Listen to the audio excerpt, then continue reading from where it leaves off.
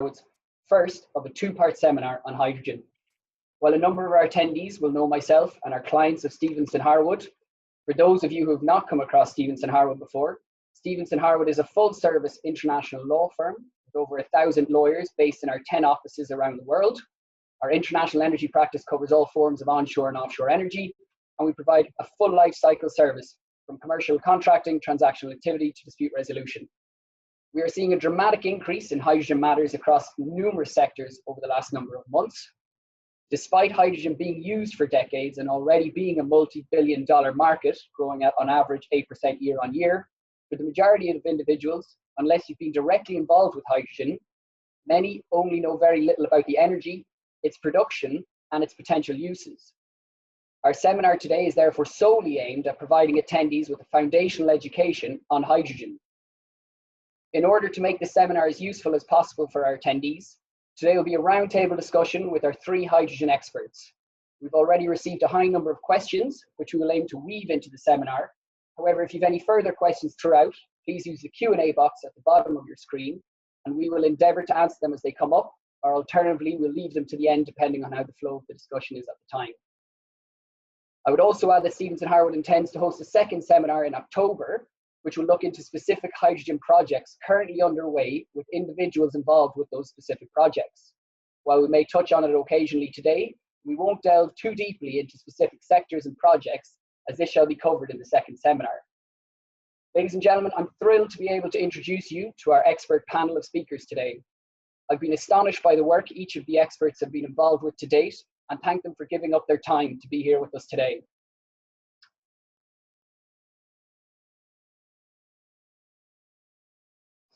Sorry, as always, a glitch on the slideshow as we...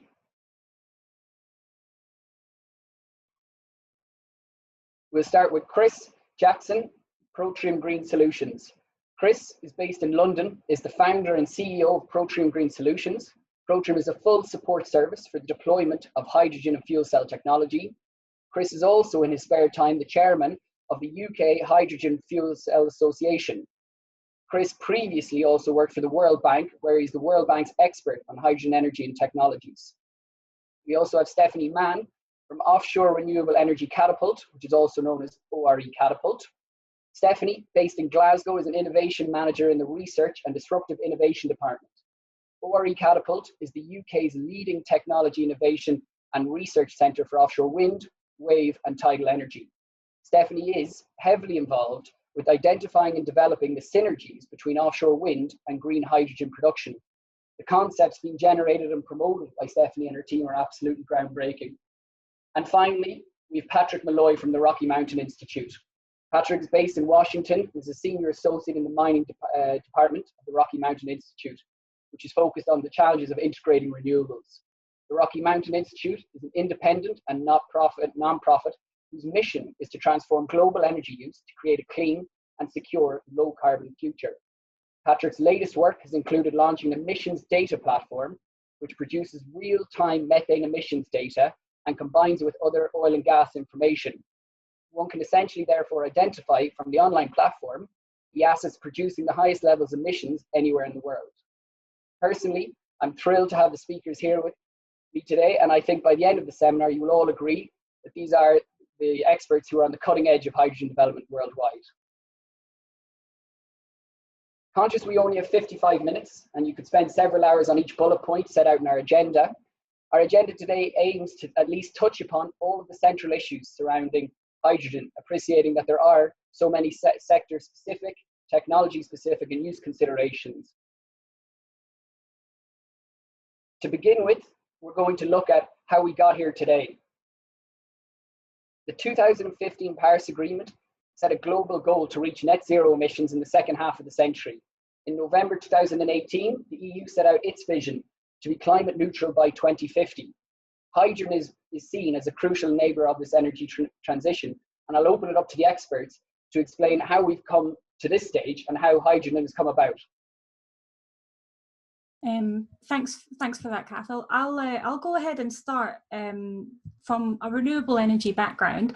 The ways that we've been moving towards a green and low carbon transition, and green energy system in the past has been through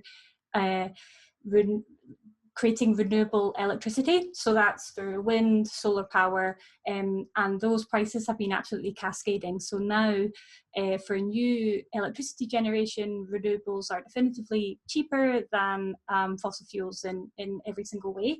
And that, in a lot of ways, in that green transition is some of the low-hanging fruit. And then the next challenges really are around integration. So that's integrating renewable electricity into our energy system. The other challenge is around storage, and the third challenge is around the third and fourth challenges are around heating and transport. And these are the next areas that we need to decarbonize if we're going to have a net zero future. And I'm sure we'll discuss this throughout the panel, but hydrogen offers solutions for all of these challenges. That's integration, heating, transport, and storage. So Carl, thank you very much for the introduction, and pleasure to be here today. I'm taking a little bit of a step back, I guess. The reason we're talking about hydrogen now is because we're talking about net zero emissions. And I think in the last few years, as Stephanie is referring to, we've focused mostly on looking at the power sector and how do we increase the amount of renewable energy in the power sector. But if you actually take a step back and you look at the global level, one of the things that increasingly people are concerned about is that power is a very small proportion of the global energy system today. So around only 20% of all final energy consumption worldwide is power. The other 80% is coming from heat and mobility. And it's been recognized really as early as 2018, 2017, a number of organizations turned around and said, we need to find comprehensive and sensible solutions to decarbonize heat and to decarbonize transport. And very few options really have been considered on the time, and very few options for a number of users at the time. Battery technology is one, but it doesn't resolve all the answers. Biogas and bioenergy is another, but it doesn't resolve all the answers. And in that context, people have been looking at hydrogen and saying, could this potentially be part of the solution? Hydrogen isn't new. The process of electrolysis that we're probably going to talk about a little bit today is over 100 years old. The actual production of hydrogen is over 150 years old. Even fuel cell technologies are actually, again, over 150 years old. So why now is a very relevant question. The first part, as I mentioned, is this context of net zero. But the other part actually is because of the complementarity of other technologies. Battery technology is cheaper and more widely available. So fuel cell vehicles make sense in a way that they didn't make sense 20 years ago. Solar and wind is considerably cheaper. So producing hydrogen for electrolysis is cheaper in a way that didn't make sense to do 20 years ago or even 10 years ago. And the consumer pressure is there in a way that wasn't there before. Companies and individuals are increasingly making the choice, even as first movers, to pay a premium in some areas to make that transition to net zero, and others see other additional benefits, things like greater flexibility, longer duration storage, integration, and improved air quality. So I'm going to stop there, but I think those are some of the high-level ways we should be thinking about this discussion. Yeah, maybe to echo that and kind of speak across kind of both those answers, which are exactly on the money. We've established the pathway for green electrons and how they will fit into our energy system. The next step is around looking for green molecules, and what that means in the tangible sense of it is that heavy industries and industry in general, which has struggled to find ways to integrate green solutions into their production and kind of general processes, now is finding that this pathway offers them that route to net zero 2050 to align with various climate targets. And consequently, we have a great buzz of excitement and a great amount of interest, not based on pure hype cycles, but on a practical application that gets us to those kind of longer term targets that we're now rapidly seeing governments and various international agencies and entities start to set targets and expectations for. So I think why now is because it is an option now in a way that it wasn't previously. Yeah, brilliant. And COVID doesn't appear to have slowed down the expansion of hydrogen, and Airbus's announcement yesterday is just another example of that. But seeing fossil fuels becoming essentially cheaper and cheaper, do you think that COVID has had an impact on the development of hydrogen, or as actually being used as a positive? Obviously, a lot of ways we could go with that one. I mean, it's reasonable to note that natural gas and oil's got cheaper. It's also reasonable to note that there's a record level of bankruptcies and independent oil and gas operators in North America as a result of that. It's very difficult to make the business case for a lot of larger fossil fuel commodity players at the moment that they should be getting more involved in the conventional fossil fuel-based energy systems. We've just seen GE announce that they're no longer going to manufacture power plants for coal. We've seen a large number of institutional investors and insurers say they're no longer going to support coal companies, and indeed organizations like the World Bank and other development banks are no longer financing upstream oil and gas, and many won't even finance midstream.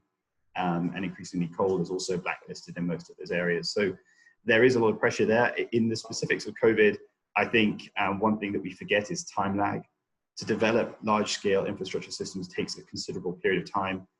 In warm-up to this discussion, I'm sure Stephanie will articulate this more, but we were talking about how long it actually takes to build an offshore wind system. So if you want to do offshore wind into hydrogen, how long does that actually take? Even onshore, most of the listeners on this call, or a number, will be aware that from start to finish, a very quick solar PV utility project would be 2 years, more realistically 3-4 years, and onshore wind could be up to 7.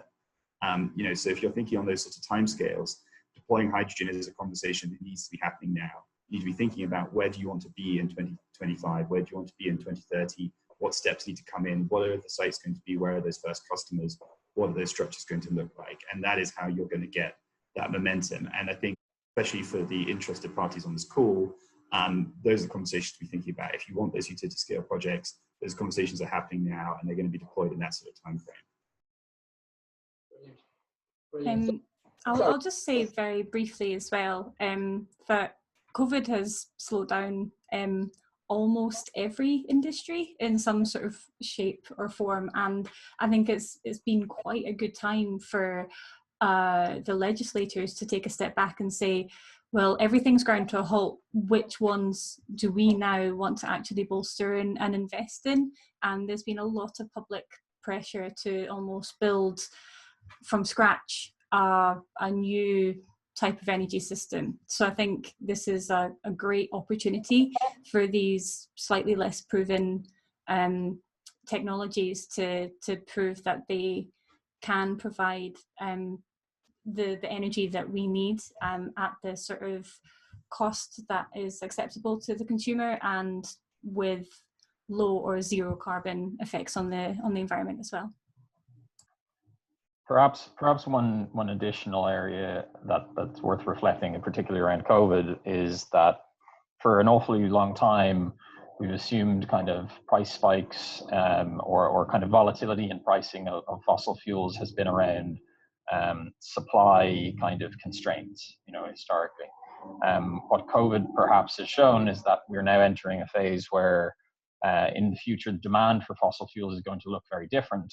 And actually, the volatility that we're seeing could be reflected in markets in the next few years as energy markets transition. So this is maybe a forewarning of future volatility and risk. And then additionally, as somebody who works in the mining sector, and I say this on practically every call I talk about, mining companies post-productive life of asset manage their sites and are exposed to that risk. And therefore, the questions now are starting to creep up around oil and gas companies' exposures in respect of those facilities that they have, and what their plans are for closed site management, and also liabilities around processing, et cetera, et cetera. So there's an awful lot going on right now in the middle of COVID. Some of it COVID, some of it maybe just reflective of the world we're starting to see emerge. And just maybe because I know Patrick and you have talked about this before, it is worth pointing out for things like the mining sector, the decarbonisation challenge is enormous. My colleagues at the World Bank, I think originally assessed that something like 11% of primary energy consumption globally was in the mining sector, and 4% is crushing rocks, which, to put in perspective, is the equivalent of all of Germany's annual energy consumption. It's just used to crush rocks globally. It's a huge number, and most of it is trucking diesel into extremely remote areas, which is where Patrick and his team have done some fantastic work looking at it. But it is a huge challenge, and you can't avoid the conversation until 2030. The conversation has to happen now, which is why people like Anglo American are working fuel cell trucks, as are a number of other miners like BHP Billiton. Yeah, that's brilliant. So before we delve into discussing the technology and the uses, I thought it useful for all of our attendees today to go through some of the fundamental terminology that everyone should be aware of, and also that you will come across again and again when you're reading about hydrogen. I'm going to keep this as a quick fire round, so I'm going to say the key word and I'll give the panel 60 seconds or so to give an explanation. No pressure, fingers on the buzzers. So we'll start with the colors. Hydrogen burns all the same. However, the different methods of producing it have produced colorful nicknames. It appears, to myself at least, that the names are always being updated. I believe that there's 8 now. However, it's generally accepted that the industry should focus on the basic 3, and that's grey, blue, and green hydrogen. And Patrick, if I'll put you on the spotlight, if you could explain grey hydrogen, please. Yeah, when people refer to grey hydrogen, they are reflecting the kind of fossil fuel feedstock. There's no carbon capture or kind of intermittent or intermediate step, I should say. It is fossil fuel based hydrogen production. So that typically is steam methane reforming or coal gasification, for instance. And those are the dominant kind of strands. But that's what it's being referred to. Thank you. And Stephanie, blue hydrogen. Yep, so blue hydrogen is commonly used to describe the same process that Patrick described in terms of using fossil fuels to produce hydrogen, either through methane or through coal gasification, but it's including carbon capture and storage. So that tends to be when you chemically strip the carbon out of the end use, and usually dig a big hole in the ground and store it there. Carbon capture and storage is also an emerging technology. So for industrial use, ideally you want to get up to about 95% efficient, so stripping 95% of the carbon out, but we're typically seeing sort of 60 to 70% in industrial scale usage at the moment. And Chris, green hydrogen. Sure. So green hydrogen, I guess on a high level, is looked at it 2 ways. One is the technical definition, which is renewable, and the other is the colloquial definition. And I say that because most people quite often use green hydrogen synonymously with electrolysis, which is the most common technology for producing green hydrogen. This is a process where we take water and power. In this case, if it's green hydrogen, it is renewable power, and we split water into hydrogen and oxygen, and then we can use that hydrogen. And of course, there's no carbon in that process. And so some people will say green hydrogen when they mean electrolysis, but green hydrogen itself is actually slightly broader. It can also include the extraction of hydrogen from biofuels and from biogases. So if you're using a biogas stock and then you are reforming it in the same way that you reform natural gas, that is also considered to be green hydrogen in some markets. And me and Patrick talk about this, it is slightly contentious with regulators in different places, so worth bearing in mind. Green means green feedstock effectively, but often when people say green, they just mean electrolysis. Brilliant, brilliant. And Patrick, I'm going to come back to your explanation of grey hydrogen, and you mentioned steam methane reforming, also known generally in the industry as SMR. Can you give us a further explanation on that process? Yeah, so as Chris mentioned, electrolysis is the splitting of the water molecule into the elements, right? Hydrogen and oxygen. Methane reforming, or steam methane reforming specifically, uses steam to fracture the methane molecule into carbon and hydrogen. One of the first step produces carbon monoxide and hydrogen, and then there's a phase called a water shift where they create essentially a CO2 and an additional hydrogen stream to it. That is the dominant kind of production technology in the world. And yeah, like I think when most people talk about blue hydrogen or gray or blue hydrogen, they really are looking or concentrating on methane reforming markets. So yeah, that's kind of the technology as an overview. It's very well established, it's very mature, it's very efficient, it's very often used on site in large refining industry facilities. And yeah, it's basically just the fundamental chemistry, it's just splitting it out. Brilliant, brilliant. And then as we look towards the green side, Stephanie, can you talk us through the electrolyzer and essentially the process that occurs? Because essentially this is where a lot of the focus in the new emerging market is premised on. Yeah, absolutely. So thank you for bringing up that slide there. Basically, the way electrolysis works is you supply direct current energy to a cathode and an anode. And if anyone remembers, sort of high school chemistry, one, it will be positively charged and the other will be negatively charged. So that's your cathode is the negative side, and you plop that into water, usually with some sort of membrane, but the membrane really just helps the transfer of protons and electrons from one side to the other. So if we look at the diagram there, essentially what happens is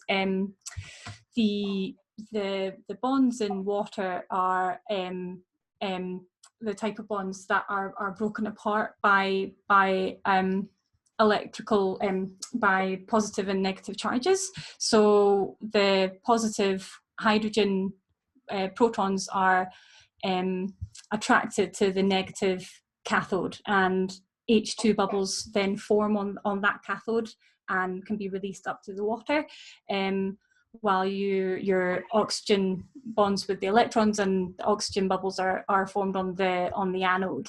You have two sort of main types of electrolyzers. So the ones that we've known about and have used for decades is where you use a sort of alkaline water solution that again kind of helps the transfer of those protons.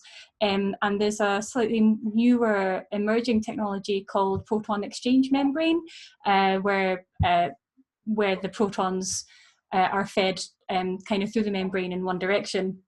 And the reason we're looking at proton exchange membranes is if we're looking at kind of the intermittency with renewables and sort of feeding, sort of balancing the demand and the response of the market, alkaline electrolyzers, while pretty efficient, long running, can work very well. They work especially well with very, very steady currents and work kind of slowly ramping up or slowly ramping down. Whereas proton exchange membranes have a lot of potential to work better under kind of variable loads and respond faster to those variable loads. So there's a lot of interest in kind of researching the proton exchange membranes when integrating into renewables. And maybe just Carl, for the image on the right, because you've got the nice image of it. This is Energy Park Mainz. It's a 2015 project that was done by Siemens. Inside the little warehouse that has the Siemens sign, there is 3 2-megawatt Siemens PEM systems. So that's the sort of size. It's a 6-megawatt system with onshore wind, as you can see in the background, feeds in. The only thing I wanted to do is just a bit of a cheat shorthand, because I know there's people listening on the call that probably are looking at shorthands. What does 1 megawatt mean? There's a bit of a cheat in the industry, and it slightly over exaggerates the amount, but it's a good rule of thumb. A megawatt is roughly half a ton of hydrogen a day at full capacity.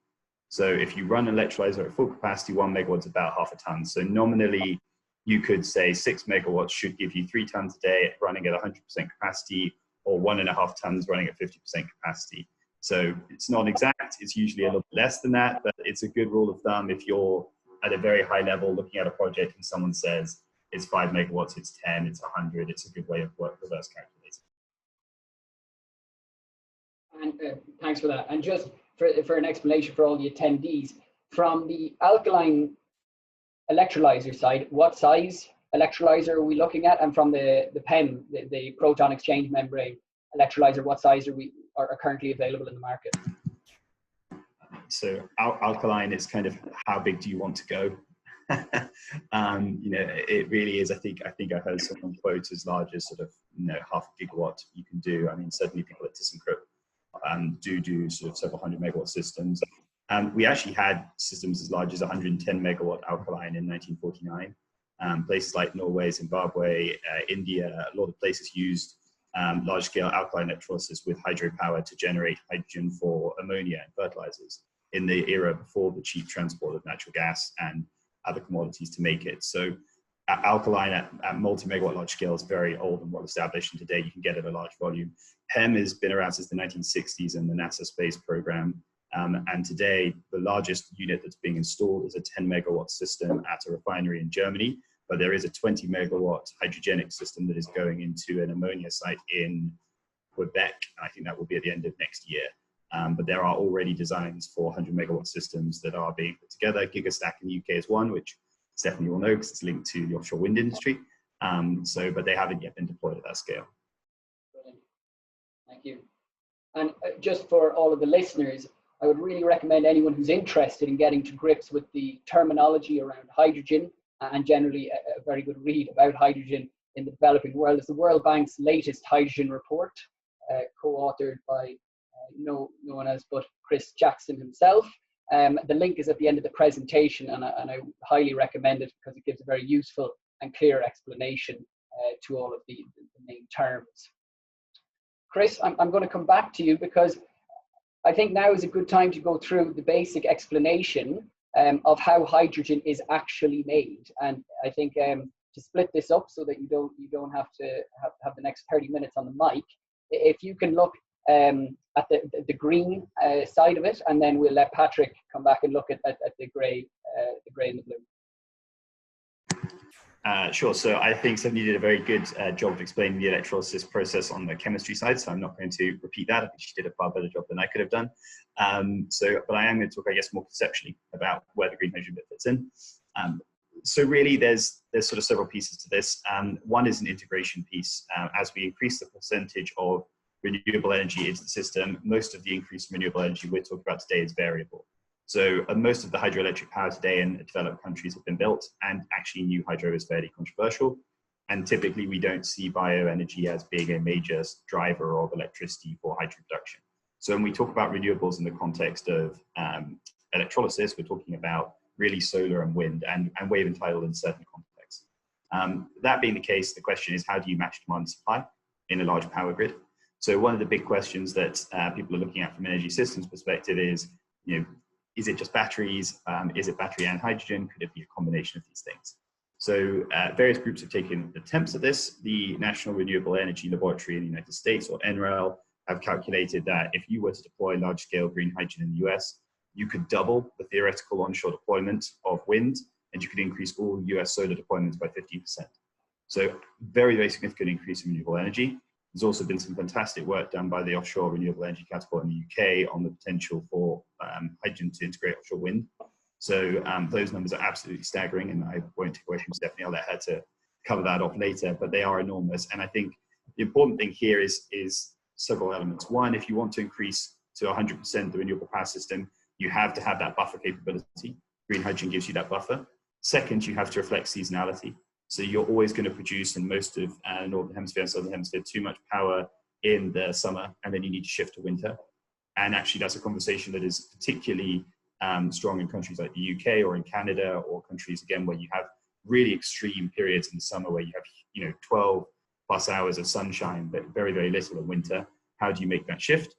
There are already utilities that are doing this. So there's actually utilities like Verbund in Austria that are taking excess hydrogen from the summer and looking at how do they create that into green hydrogen, store that in their natural gas caverns today, and then buffer that over winter. So integration of the grid, seasonal storage, and then the other bit is actually linking green electrons to green molecules, which is the discussion Patrick had. And so what we're looking at in this image to the right is that exact component. Once you have hydrogen, it's a multi-vector energy carrier. You can use it for transportation, you can use it for heat, you can use it to buffer the power system, and you can use it to displace emissions in industry. And the final point before I stop is this point of displacing existing emissions in industry. You mentioned at the beginning, Cathal, that hydrogen is already a large market. It is actually a very significant market. We manufacture 70 million tons of hydrogen annually a year. It's a $135 billion market with CO2 emissions larger than the combined CO2 output of the UK and Indonesia combined, over 830 million tons of CO2 from hydrogen production, 6% of global natural gas and 2% of global coal. Decarbonizing that is absolutely a no-brainer and one of the first markets for hydrogen. It's one that investors like BP and Shell are heavily focused on, but it's not the only one. And I think we've talked about some of the others. So I think I'll stop here, and I would suggest, if I make, I'll definitely should talk about the offshore wind piece, because I think that is really exciting for a lot of investors. Yeah, absolutely. I was going to say that it's a tie-up piece. as we start looking at the technology developments. But Patrick, do you want to jump in ahead of Stephanie, or keep? Whichever you prefer. You're off mute, so I'll save Stephanie the double click.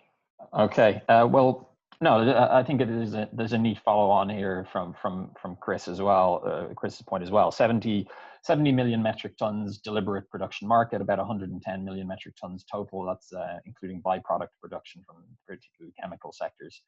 The incumbent technologies are all the grey production routes. So you can see there on the diagram, it's a coal, oil, gas, and some of that is down just to regional kind of availabilities and which fuel type was selected.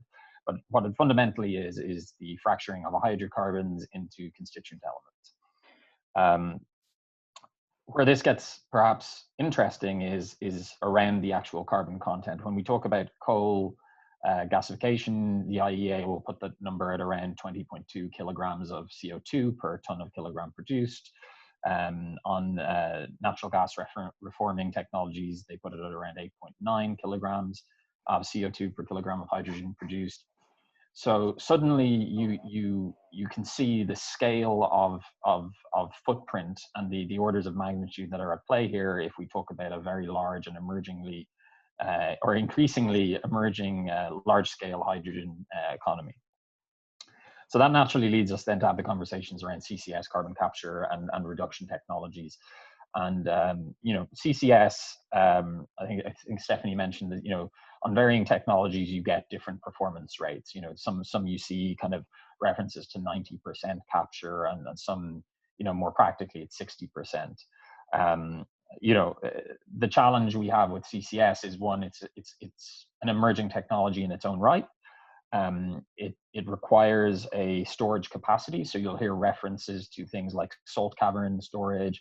You'll hear conversations around kind of utilization, which is perhaps an interesting one, around reusing the carbon in the cycle or producing kind of hydrocarbon-based products, maybe plastics even, from waste carbon.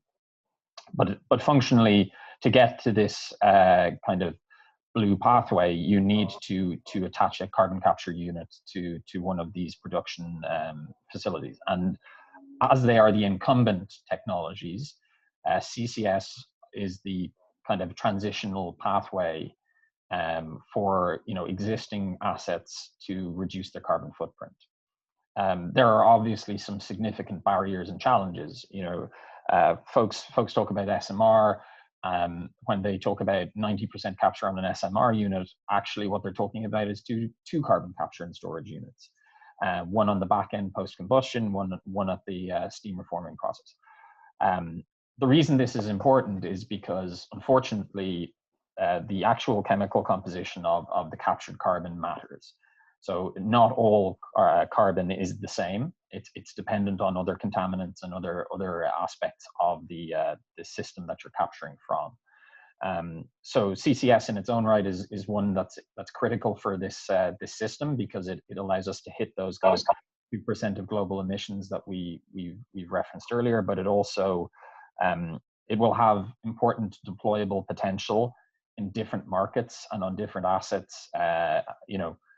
As we go through a kind of the full transition towards a greener, more sustainable approach to this kind of system development. Just for our listeners, when Patrick is referring to CCS, that's carbon capture and storage. And Stephanie, I'll pass the mic over to you virtually so that you can give us an insight into what the developments are looking at green hydrogen specifically and offshore production.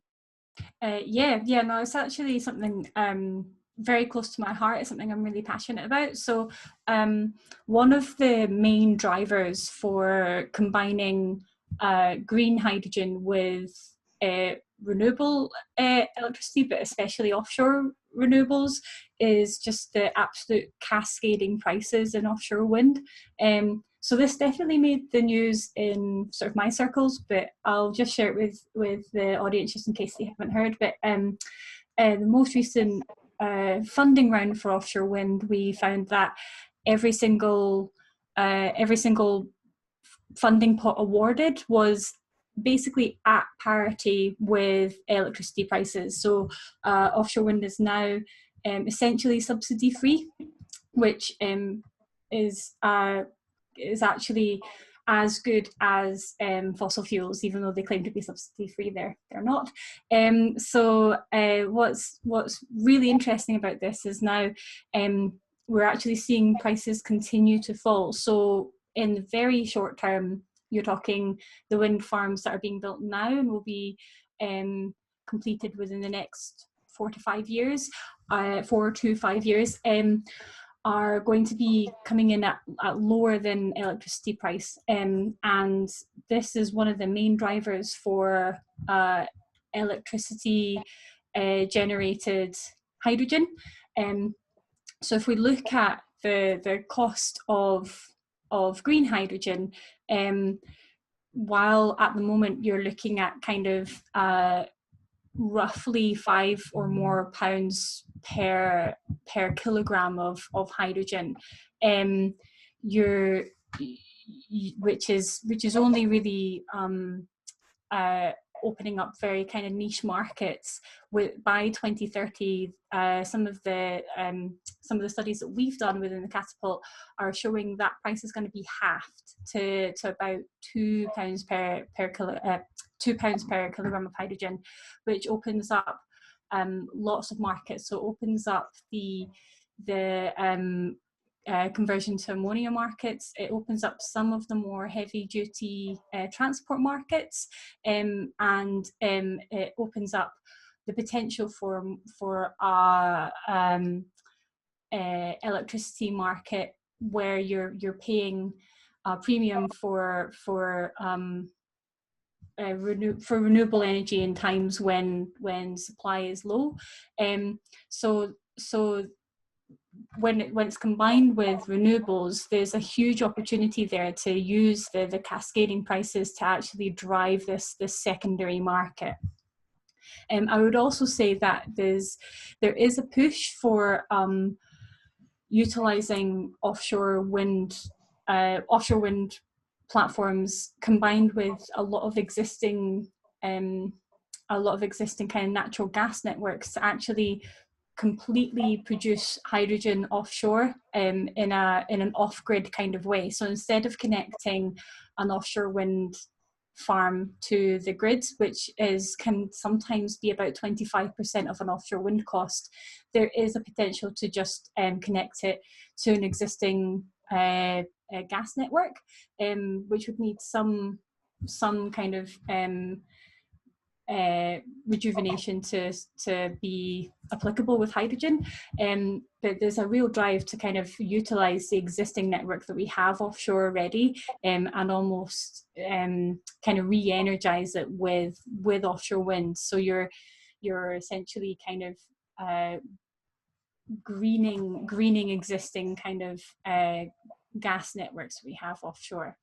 So the costs for that are pretty variable, and usually a little bit higher than producing the hydrogen onshore. But it's certainly there's certainly a market there and a niche there for certainly oil and gas developers or people kind of already working in those natural gas networks to utilize that opportunity as well. Yeah, it's fascinating. And we'll just take a step back and now look at the technology from a very basic level. And from a very basic perspective, what are the elements required? And I'll point this one at Chris. What are the basic elements required for actually having hydrogen production, say for a specific use close by, or just for massive hydrogen production purposes? Sure. Well, look, I mean, it really comes down to time frames that we want to look at this from, right? So what is the timeline of deployment we're looking at for hydrogen? So longer term, there is a feeling that within developed countries that have an existing gas network, that the gas grid will become the primary mechanism for distributing hydrogen throughout the energy system. And by being able to do that, you'll be able to tap the grid and either extract hydrogen for mobility or use it for heat, or potentially buffer power systems from there. So but that is a longer term transitional phase. Initially, studies are looking at around 20% hydrogen blending from, I guess, the mid-20s, so 2025 sort of onwards. There are various pilots happening in different countries, but it's more, I would say, after 2025, and then 100% hydrogen grids are more looking at 2035 onwards. So in the interim, what you're often looking at is then decentralized systems. So for example, at Protium, we would find an industrial customer and we would co-develop next to them solar, wind, or other renewable assets. We would then have our own electrolyzer. Sometimes we actually do complement it with the battery as well. Our renewables feed our electrolyzer and produce our own renewable energy. And then either the electrolyzer is co-located to the client or to the end use, or actually we may use a small dedicated pipeline. There are a number of business parks that you're starting to see in Germany and Netherlands where they do this, where they will develop a solar asset or a wind asset just outside of the business park, and then they'll use a dedicated pipeline to put some of the hydrogen on site. And the main reason they're doing that is to do with storage, which is something we'll come on to later, which is to try and avoid having large amounts of hydrogen storage on an existing site and trying to keep it off site and therefore avoid some of the risks around that. So that sort of decentralized approach is probably going to be quite popular. There will also be, or continue to be, a market, as Patrick spoke about very early on, where if you have a very large industrial user that requires a significant volume of hydrogen, you will have dedicated either steam methane reforming systems with carbon capture added to them. So existing SMR sites are likely to have that added to them. Or you may even see, and we're looking at some of these in the northeast of England at the moment, Stephanie's sure aware of these, where we're doing offshore wind straight landed into an electrolyzer, and then that's feeding straight into an industrial site. I think it's in the Humber side they're looking at that for, is it a refinery, Stephanie, forgive me, offshore wind into electrolysis as part of the Gigasat project? Yeah. Yeah, exactly. And so that's sort of another model. And so I think always key to remember is time frame and then what components come into that. Shorter term time frame, more moving parts, more likely to think about how do I transport my produced hydrogen to an end state, and probably in most cases decentralized in the early phases will be either electrolysis or maybe very small modular reformers. And then longer term pipeline is going to be direct injection to the gas grid. It's going to be offshore wind landing into various markets. It's going to be things like large scale solar production in Southern Europe, but also in places like Australia, Chile, South Africa, Morocco, and then also going down the line, carbon capture with large scale SMR technologies. Again, context by context dependent. You need to be in a market where you can capture the carbon and sequester it. If you can't do that, then you're probably more inclined towards places like green hydrogen because you can't capture and store the carbon. Thank you.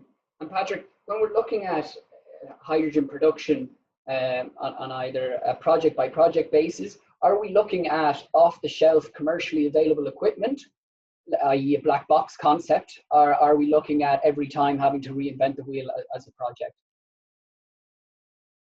I think fundamentally, we're talking about known technologies at this point.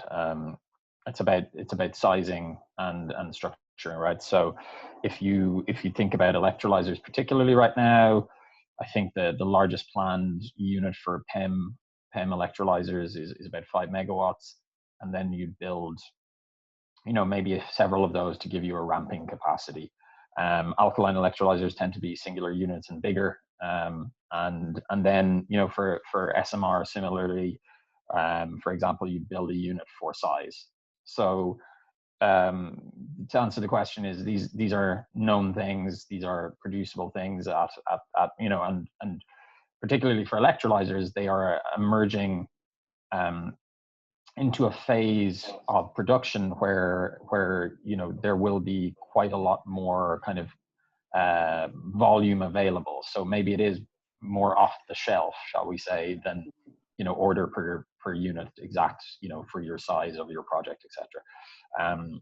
But no, this isn't to the same degree as we think of maybe some other kind of more bespoke style projects. These things are a little more mature, a little bit more developed. There's obviously quite a bit of engineering in setting up these systems and getting them right for the specific project, but the technologies themselves are reasonably well established and understood. And Stephanie, I'm going to come from the user perspective now. Hydrogen is going to have a question of purity, and the question we received is, will hydrogen be sold the same way that regular fuels are sold? And I keep this broad as possible. I know this is a marine focused question, but I'll start as broad as possible, and if you want to narrow it down at the end, please do. Yeah, I think the market question is really important. So I think for many aspects hydrogen, so for looking at other fuels, there's such a broad question that coal is a fuel, natural gas is a fuel, and they're used in different ways. And so in ways that hydrogen will offset or replace some other fuels, for example, natural gas in the sense of heating our homes, then I would say yes, it will be sold the same way.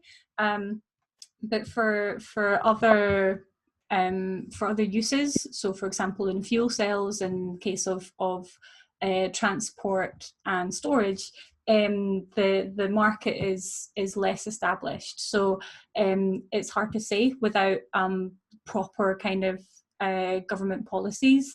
And I'm actually going to touch on the government policies as well, because I've seen that a question has come in about the policies. Really, it comes down to proper infrastructure, proper policies regarding R&D.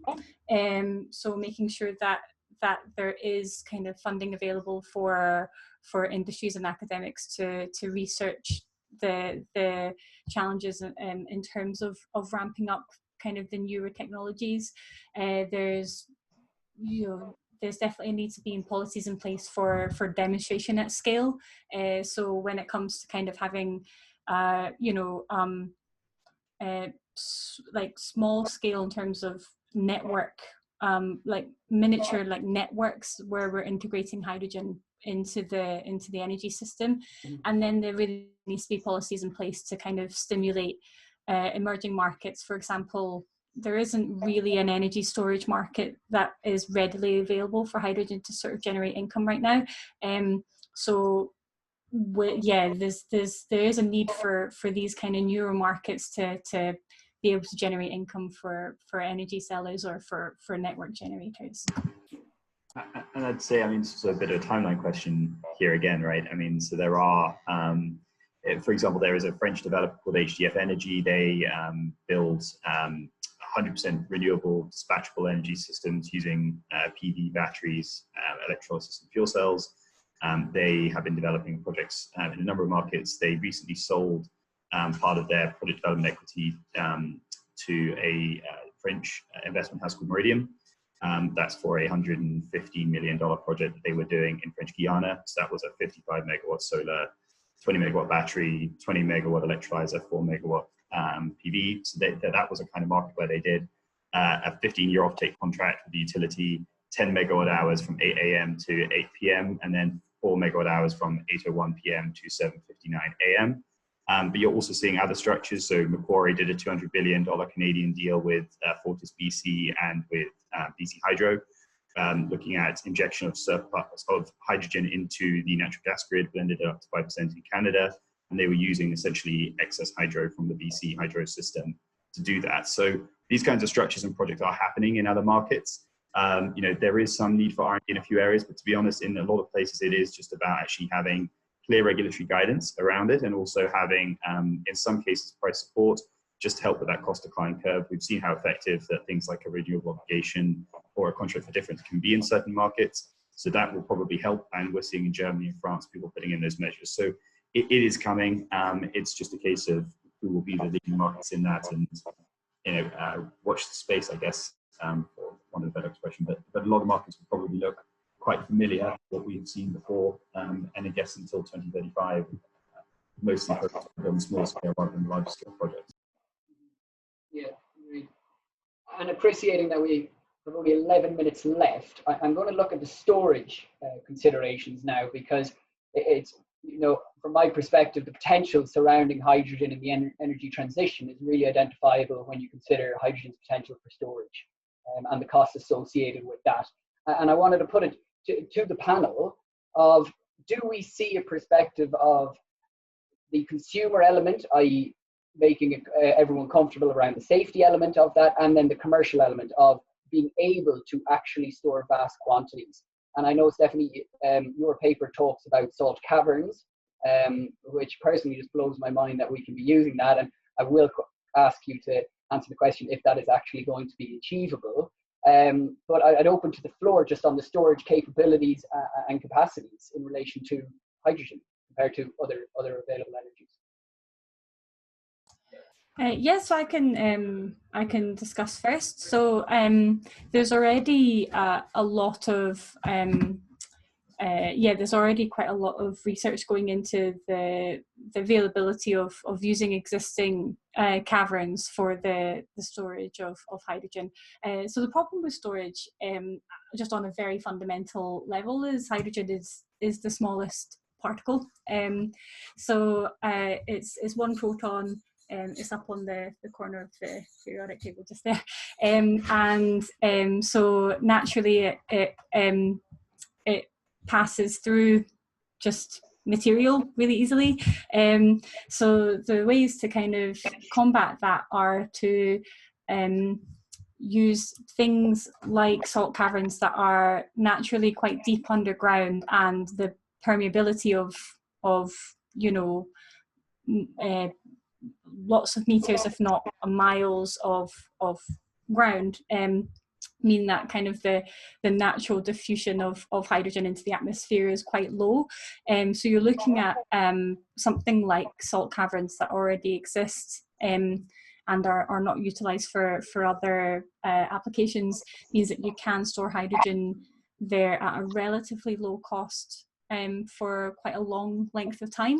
And then when it comes to actually dispatching hydrogen, what you're looking at is compressing it into to quite high pressures, and then storing it in kind of typical looking fuel tankers. And again, there's different types of efficiencies, but those can certainly be stored for weeks, if not kind of moving up to the kind of months time. But I'm absolutely sure that Patrick and Chris will have more specific answers in terms of those kind of solutions as well. Yeah, I think that's it for Patrick. I'd ask you, what timelines are we looking at here? Are we talking, currently at weeks, and we're waiting for the technology development to bring us into the months and the years period? Or is it just there and it's an issue of cost? Yeah, I think it's more the latter. As Stephanie points out, for very long duration storage, we have, things like salt caverns. We have solutions that kind of fit. For just general transportation, pressurized, kind of carbon fiber canisters. Mm-hmm. They're also used, in kind of almost like the fueling stations, like your petrol station. You get similar sort of features. These things are also, still emerging, and when I say that, it isn't so much as this is, brand new technology that we're trying to look at kind of how it works. It's at the, kind of the steep point in the learning curves is right. It's how we scale and reduce cost and improve deployment, and kind of size the right kind of solution to the right thing. So I think there's an awful lot of focus right now. I know that the DOE in the US has spent an awful lot of time looking at the kind of efficiencies and the strength of different storage solutions in transporting hydrogen, particularly. That's still ongoing. Where this gets maybe a little more interesting, more fun, is if we start to think about that natural gas network that we've spoken about earlier, because that changes the dynamic away from transportation related storage to kind of almost a static storage, passive system storage resource, right?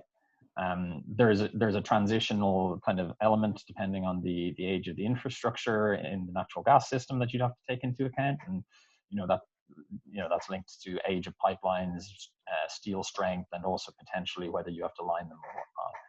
But no, this is at this point, I think, a lot more around transportation and storage costs at the smaller scale, and then getting up to the volumes and having the infrastructure ready to do those large volume storage solutions.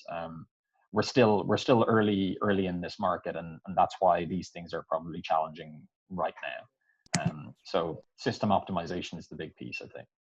And just appreciating the time with 5 minutes to go, I have a number of questions that I'm going to fire out so that we stay on schedule. Alan Douglas has asked, one point I'd like to raise is to the extent of which the current focus on electrolysis being the only source of green hydrogen will mean that regulations, etc., are written in a way which means other green production methods are ruled out of subsidy programs and other incentives. Well, just as it's directly on regulatory issues, so the UK Hydrogen and Fuel Cell Association, which I chair, we represent a broad range of companies in the space. We've been very clear on saying, and a number of our members have been clear on saying, that green hydrogen is ultimately about what is the lowest and ideally zero carbon hydrogen, right? And in which case it can't just be the electrolysis process. If you just took electrolysis from the grid, for example, and you didn't actually take it from a dedicated renewable resource, in some instances it may have a much higher CO2 than reformed natural gas. And that is something that people often don't recognize. So it is very clear to look at things like biogas. I think where the policy piece comes here that's slightly more complicated and why these become difficult is, where do we think volumetrically most green hydrogen will be produced from in the future? And the answer overwhelmingly is that by, certainly if you're looking at a 2040, 2050 timeline, the overwhelming majority of green hydrogen is going to come from electrolysis. So people then saying, well, if that is the end game, why am I focusing on other technologies in the interim? And the reason is because actually you don't go immediately from 0 to 100. There is an interim step, and that interim step will involve things like biogas reforming as part of a way of getting, using anaerobic digestion and creating higher commodity products, which is hydrogen, green hydrogen for transport. And so that does need to be factored into policy. Certainly for the next 5 to 10 years. After that, people become, some people will ask if there are not more appropriate applications for it. Yeah, and another question from Chartwell Marine is there scope for capturing the thermal energy produced by exhaust vapors of hydrogen fuel technology in order to utilize this energy on board, for example, a marine vessel such as Heaton? Patrick, you probably could have a go. I don't know what Stephanie. Hydrogen being looked at. There's no shortage of people that use it. So in that kind of context, it makes sense. And one of the most common applications for electrolysis is actually producing oxygen for submarines at the moment. But hydrogen is also being used for fuel cells because it's a battery technology effectively, so it's silent. So people looking at how to reduce the wake in the water. Instead of using diesel turbines, they're using fuel cells as a, almost, if you like, a cheaper version of a nuclear submarine, but with the same kind of capability. So on that level, in assessed in Scotland, there's a few pilots, and in Norway looking at fuel cells in the shipping industry. There are small little ferries, up to 20 people, that have done this, one in Bristol, one in Hamburg, and a couple of other markets. So it does happen. And some of the heat recirculation is possible. On the turbine side, it's not been, as yet, what I've seen, a hugely exciting area, although people are looking more at hydrogen into gas steam turbines and using it for power generation. This is not really related, but in terms of, recycling heat, I do know that there is a sort of emerging technology that are thermoelectric converters that actually literally convert the thermal energy directly into electric. They're not, you need very, very high heat gradients across the panel. And I think it uses sort of semiconductors that convert, the electrons under that semiconductor kind of drift from one side to the other. And apart from that, when you're talking about waste heat, you're talking about heat distribution networks, which are really effective in countries where they've got an established heat distribution network.